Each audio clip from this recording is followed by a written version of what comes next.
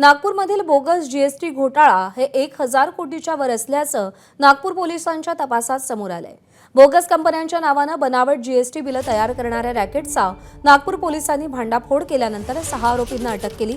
या तपासात अनेक धक्कादायक खुलासे समोर आले। प्रमुख आरोपीपैकी एक संतोष साहूनं प्राइम ट्रेडर्स, त्रिशा ट्रेडर्स आणि आशिष ट्रेडर्स या बोगस कंपनीच्या नावे 160 कोटीची बनावट बिलं तयार केली होती।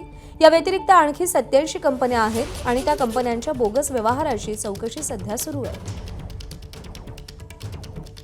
फिर्यादीच्या संमतीविना एक परस्पर क्षितिज एंटरप्राइजेस नावाचं एक फर्म त्यांनी तयार केलं आणि त्या फर्मच्या माध्यमातून बोगस बिलं फक्त सेल टॅक्सचं जीएसटीचं रजिस्ट्रेशन करून बोगस बिलं त्यांनी निर्माण केली। की 87 कंपन्या ह्या बोगस या पद्धतीने आहेत, त्याच्यामुळे ह्याचं व्हॉल्यूम फार मोठ्या प्रमाणात आहे।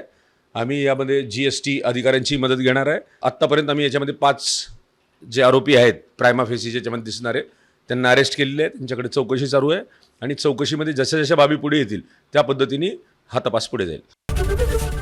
एबीपी माझा, उघडा डोळे बघा नीट।